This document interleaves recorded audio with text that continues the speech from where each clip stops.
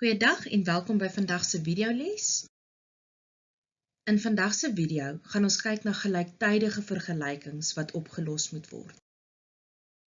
Nou gelyktydige vergelykings is vergelykings wat twee veranderlikes bevat wat opgelos moet word, byvoorbeeld 'n x en 'n y.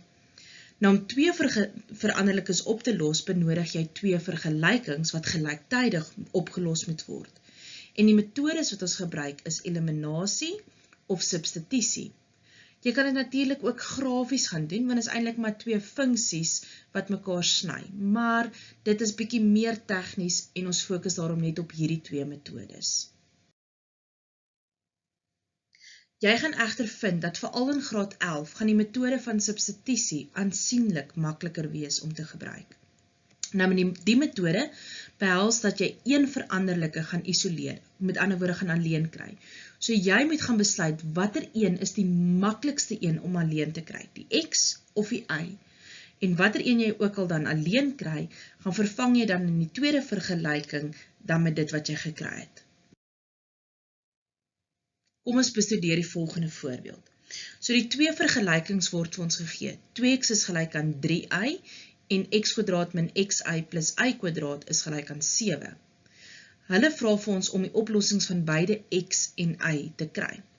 So let daarop, ek het vir myself die twee vergelykings gaan benoem. So dit help net vir jouself om kop te hou hoe jy werk en dit help ook natuurlik vir die persoon wat jou werk moet nasien met 'n toets of 'n eksamen om dit vir hulle makliker uiteen te sit.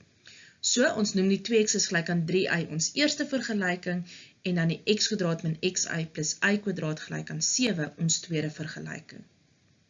Nou uit ons eerste vergelyking, en kyk nou hier na die skryfwyse wat ek gebruik, so dit dui vir my mooi duidelik aan waarmee ek besig. So uit die eerste vergelyking kry ons vir x alleen, ons isoleer vir x, en dit gaan nou wees 3y gedeel deur 2. Stel nou hierdie wat jy gekry het terug in vergelyking 2, so oralster waar ons 'n x sien, vervang ons dan die x met die 3y gedeel deur 2. Let op die gebruik van die hakkies wat ons hier het.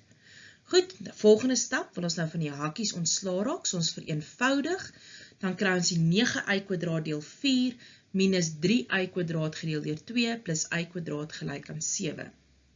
En nou gaan jy dit oplos met al die tegnieke wat ons alreeds ondersoek het. So, kry die KGV van die noemers, in hierdie geval is dit 4, so ons gaan maal elke term, linkerkant en regterkant, vermenigvuldig ons dan met 4, dan kry ons op die ou end 9y² min 6y² plus 4y² is gelyk aan 28, en ek glo jy kan sien aan die linkerkant is dit alles gelyksoortige terme, so dit vereenvoudig na 7y² wat gelyk is aan 28, wat beteken y² is 4, en dan nou weer eens, ons het 'n vergelyking, so y gaan wees plus minus 2.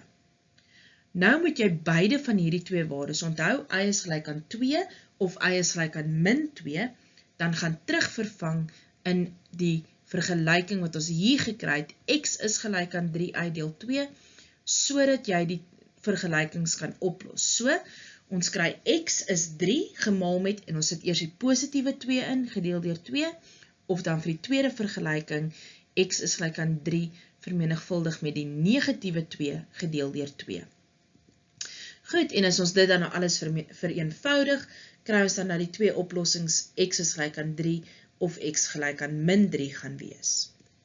Baie belangrik, omdat dit mos nou eintlik maar twee funksies is wat mekaar sny, in hierdie geval is dit 'n reguit lyn en 'n parabool wat ons gaan kry, moet jy altyd jou oplossings as koördinate gaan skryf.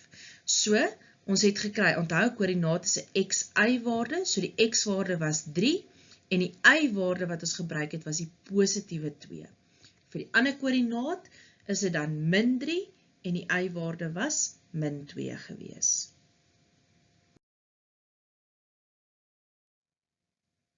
Hierdie is eintlik grootendeels bietjie hersiening van graad 10 werk, maar jy gaan nou in meeste gevalle gaan een van die vergelykings 'n kwadratiese vergelyking wees, so dis so klein bietjie moeiliker. Maar geniet dit en lekker werk.